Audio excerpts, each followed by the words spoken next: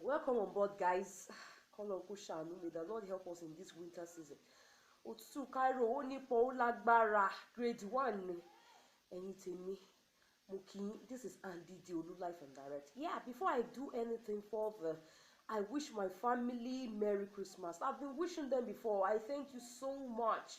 I can't believe it. For being understanding, my nuclear family in particular, starting from my daddy, Dr. Oyewande, my big brother, our firstborn, Dr. Oyewande, my late mom, Dr. Oyewande Jr., my big brother, our first son, including chairman that is getting married, my brother Wilfred Adeolu, everybody, Bra Kayode, Auntie Funmi, Omololu, and me in particular, and our, thank you so much.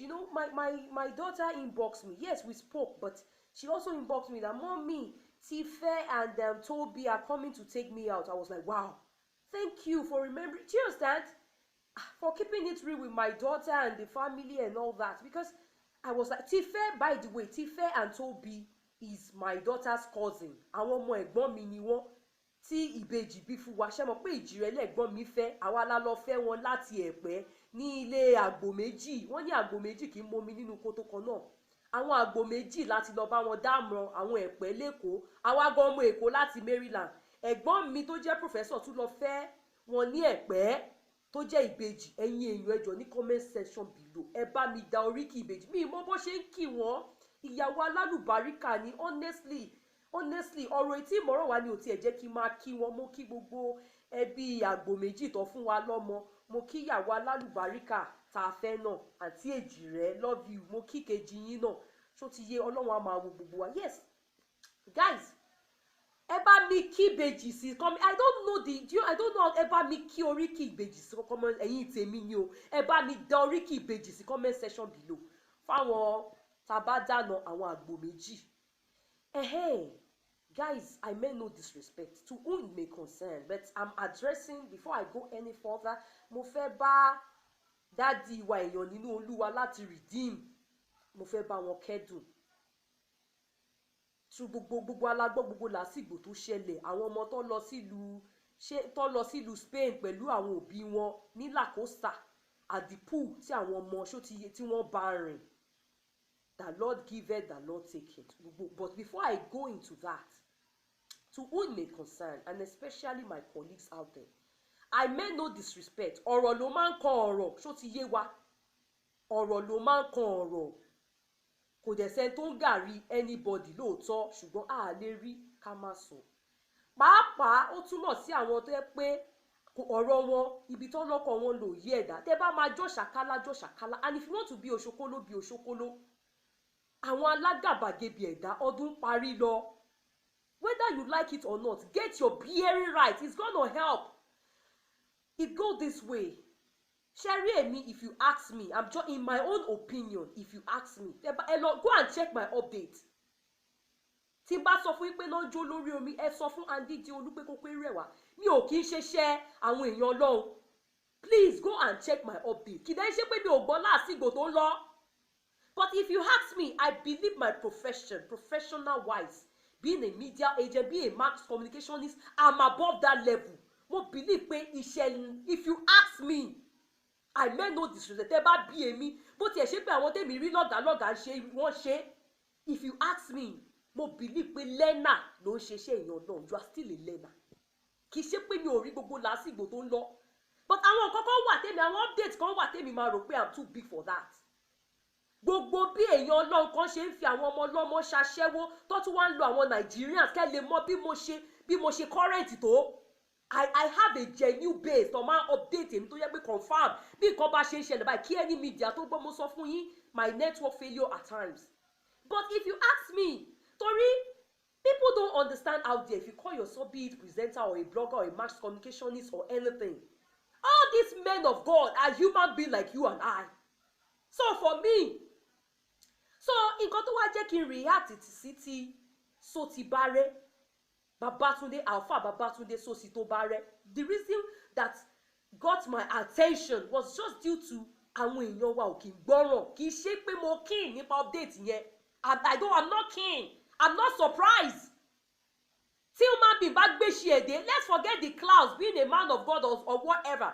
Tí mo treat tọ́ léyìn Ọlọ́run tó jẹ́ lecturer náà tó ń bá wọn ọmọ school sùn, tó ń bá wọn sùn kiri ní University of Lagos and all that. Èmi sọ, I said I'm not gonna do my own. I'm gonna remove the clouds, being a man of God. I will treat it as a human being. All these people that you call men of God, women of God, are human beings. Human being will always be human being. Ẹ jẹ́ kí n sọ fún yín, either you are born again or not, either you are a righteous or not. Àìrámọ̀ tí ò born again débi tó máa ṣe ṣe Ọlọ́run tó ń ṣe dáadáa. So èmi ò ṣe, I don't do that case. But the reason what made me reacted onto Àfáà Sotí tó bá rẹ́ Babátúndé was just that torí fellow Nigerian citizens wọ́n ń gbọ́rọ̀, kò dẹ̀ sọ́bọ nídọ̀rìn mọ́. Ọmọ tí wọ́n ń wá wọn ì tí ì rí lè tó túmọ̀ sí pé dádì yìí ò tí ì lè wẹ́rẹ́ ẹ̀ mọ́. Mo sọ síbẹ̀ ó ṣeé ṣe kó mọ́ lóòótọ́, ṣùgbọ́n ní báyìí kò tí ì lè wẹ́rẹ́ ẹ̀ mọ́ torí pé nílé ìjọsìn lọ ti ń wá ọmọ tó dẹ̀ ní kó bí sì máa lọ lé náà, pé wọ́n máa rí ọmọ tó sọmọ di bí ìgbà téèyàn bá wá pẹ́ńsù. A lot of people came out. Ara yín lẹ̀ ń ṣe ẹ̀ṣẹ̀ mi, èmi ò ń ṣe alágàbàgebè. Ẹ̀yin kẹ̀dẹ̀rẹ́ lẹ́ àmọ̀ yín dáadáa, kì í ṣe èèyàn márùn-ún tí mo mọ̀ nú yín. Níṣẹ́ méjì ju kẹ́ máa gbéṣẹ́ èèyàn Ọlọ́run wá. Èèyàn kan ti fò, èèyàn kan ṣòwò, èèyàn kan ti ṣe, kọ́ máa wo fídíò yìí lọ, kọ́ máa wò ó. Kí ló dé tó jẹ́ pẹ̀lú yín òkò? Ẹ̀yin kan náà lẹ́tún wá ń sọ gàtògàtò pé wọ́n mà ní wọn ò bá ọmọ yẹn nínú ṣọ́ọ̀ṣì, wọn ò bókù ọmọ nínú ṣọ́ọ̀ṣì. Ẹ jọ̀ọ́, ọmọ ló sọnù kì í ṣabẹ́rẹ́. Ṣé wọ́n tiẹ̀ ti rí ọmọ náà? I'm putting it to you all. Torí àmọ́ ẹlòmíì, àmọ́ bóyá bí amọ ni wọ́n àbí nǹkan mi, wọn ò ní tara. Ọmọ kan ṣoṣo tó tún wá jẹ́ ọkùnrin bí mo ṣe wà, mo ń fi gbogbo ayé mi bẹ Ọlọ́run fún ọkùnrin pé tí n bá tiẹ̀ tún máa ṣàbíamọ láyé mi, jẹ́ kémi náà wà lára àwọn tí wọ́n ń pè ní ìyá ọkùnrin àbí ìyá ìbejì wù mí bí, ọkùnrin náà dẹ̀ wù mí bí. Ọmọ màá ni wọ́n wà. Tẹ́lòmíì fi update ẹ̀ wá sórí burúkú ọ̀rọ̀. Ẹ jọ̀ọ́, tó bá tiẹ̀ tún wá update padà pé wọn ò bá òkú ọmọ níbì kankan o. Ẹ jọ̀ọ́, ṣé wọ́n ti rí ọmọ yẹn? Ẹ ṣe jẹ́ kí a rí ọmọ náà ká tó máa fi ẹ̀tẹ̀ lẹ̀ máa wo làpálàpá.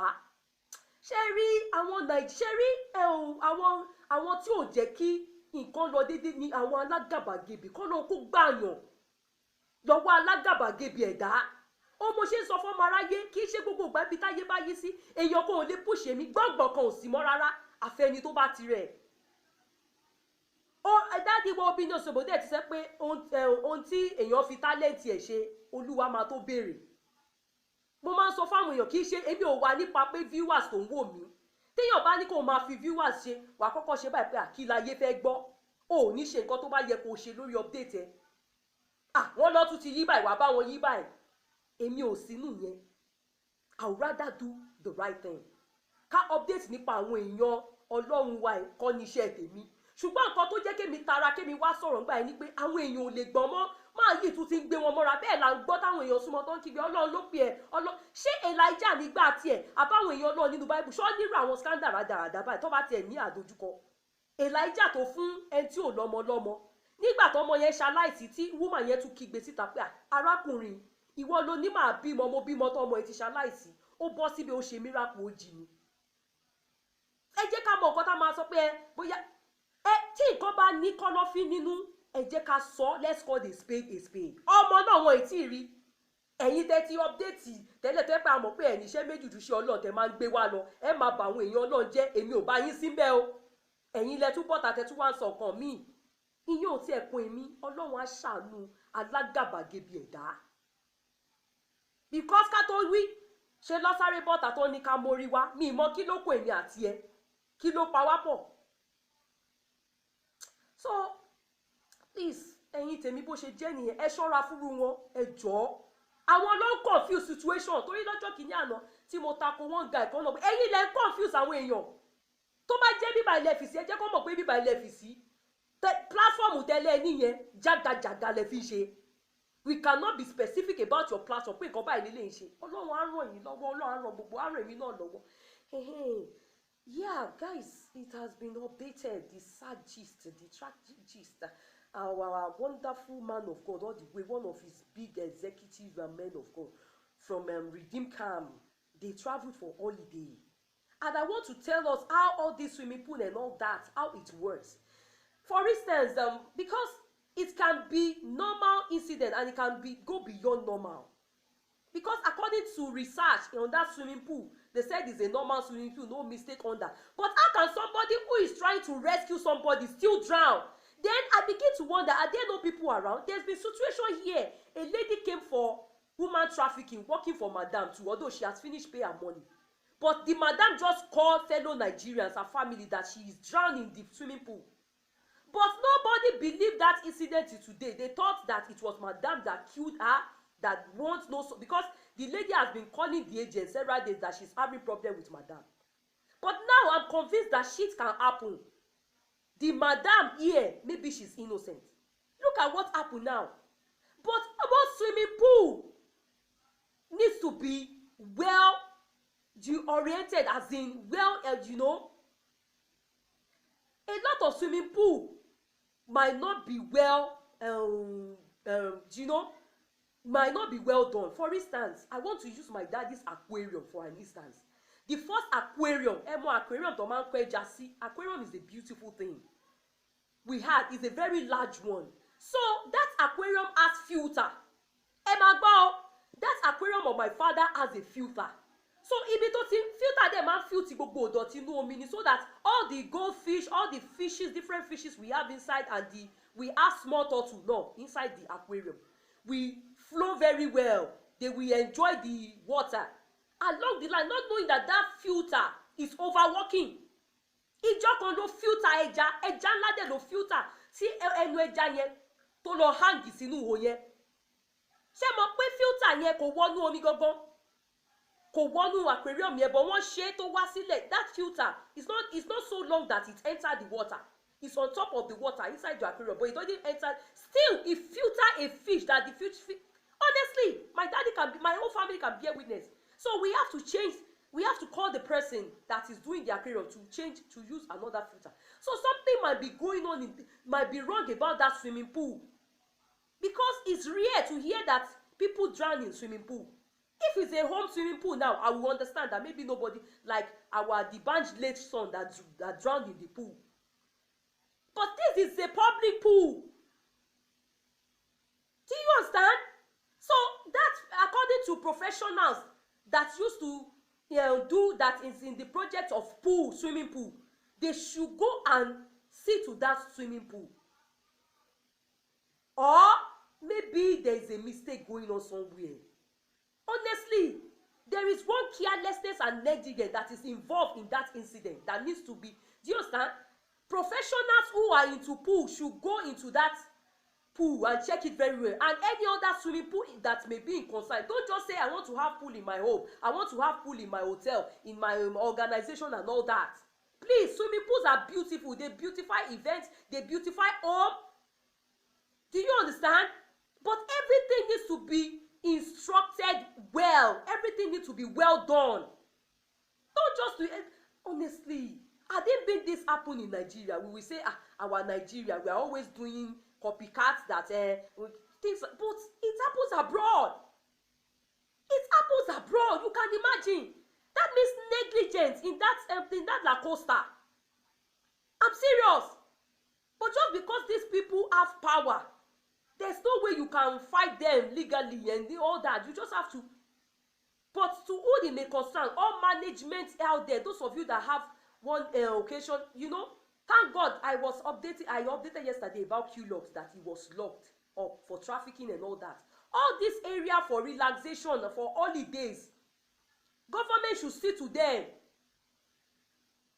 Our daddy took us to, I've forgotten this place. What was his name for holiday? What was his name? In Lagos. It was awesome. It was a place like La Costa that they travel to, that there is beach side, poolside and all that. I've forgotten the name.